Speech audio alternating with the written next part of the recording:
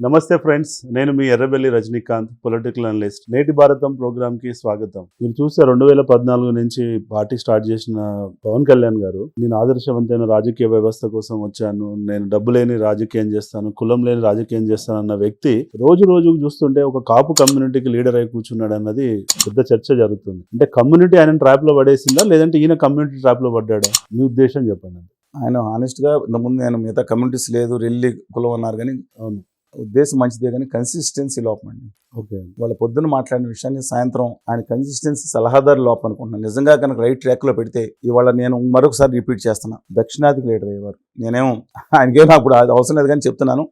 దక్షిణ ఆయన కూర్చుని తోడ కొడతారో, మేసం దుప్పుతారో, తలగరేస్తారో ఏమనండి, ఏదైనా సరే నిలబడి కూర్చుని ఉత్తర భారతీయ అహంకారం మీద దక్షిణాది హక్కుల కోసం నిలబడతానంటే సిద్ధరామయ్య యాదవ్ గారు ఆయన పక్కన ఉంటారు.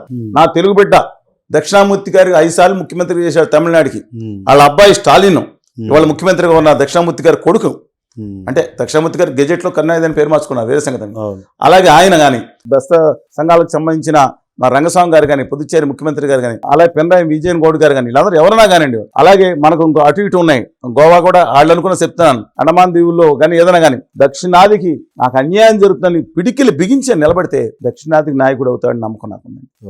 ఎందుకని ఆ పోరాట తత్వమా లేకపోతే దిక్కుమాల సలహాదారులు ఉన్న పక్కన్నారని నాకు తెలియదు, కానీ ఆయన వెళ్ళిపోయి నేను ఇంకొకరికి ఇలా ఉంటాను అనుకునేది. ఇప్పుడు జగన్ గారు పెడుతున్నారు, దౌర్జన్యం చేస్తున్నారు. ఏమండి, మమతా బానర్జీ నిలబడలేదండి, నేను ఒకటే జంప్ చేస్తాను.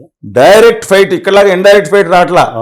ఈ ఉత్తర భారతీయ జనతా పార్టీ ఏం చేస్తుంది, వీళ్ళని లేపడానికి వీళ్ళని వాడుకుంటుంది, వీళ్ళని లేపడానికి వాళ్ళని వాడుకుంటుంది. నేను వాళ్ళు చెప్తున్నాను, జగన్మోహన్ రెడ్డి గారికి కూడా వాళ్ళ చంద్రబాబు నాయుడు గారు అరెస్ట్ చేసిన తీరులో ఏదైనా కానివ్వండి, డెఫినెట్గా ఏళ్ళు వస్తూ ఉన్నా కేంద్ర ప్రభుత్వం వస్తూ ఉందని అనుకోండి. ఎందుకంటే శివుని ఆజ్ఞ లేదని చేయమని కొట్టదండి, అది కొడుతుంది పొరపాటు సిగ్నల్స్ మిస్ అయ్యి. కానీ అమిత్ షా గారు ఆజ్ఞ లేకుండా సౌత్ ఇండియాలో stall what leader Chandrababu Naidu గారు అరెస్ట్ కుదురుతుందండి, 52 రోజులు జైలు పెడతారు. బీ హానెస్ట్ అండి, లెట్ us be honest. ఏదైనా కానివ్వండి. అదే పరిస్థితి రేపు జగన్మోహన్ రెడ్డి గారికి ఇంతకుముందు కాంగ్రెస్ లో వచ్చింది, ఇవాళ కూడా వస్తుంది.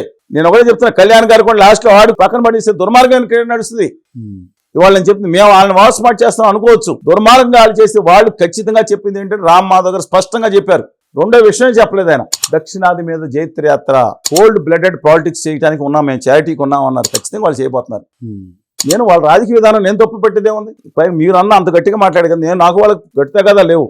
నిజంగా ఆంధ్రప్రదేశ్కి తెలంగాణకి విభజన హామీలు అమలు చేసి గత 9 సంవత్సరాలు చేసిన దారుణమైన బడ్జెట్లో చేసిన అన్యాయాన్ని, మోసాన్ని, అక్రమాలని సవరించుకుని వాళ్ళ ఓట్లు అడిగి ఈ 2 రాష్ట్రాల అధికారులను రమ్మని నాకేంటి అబ్జెక్షన్.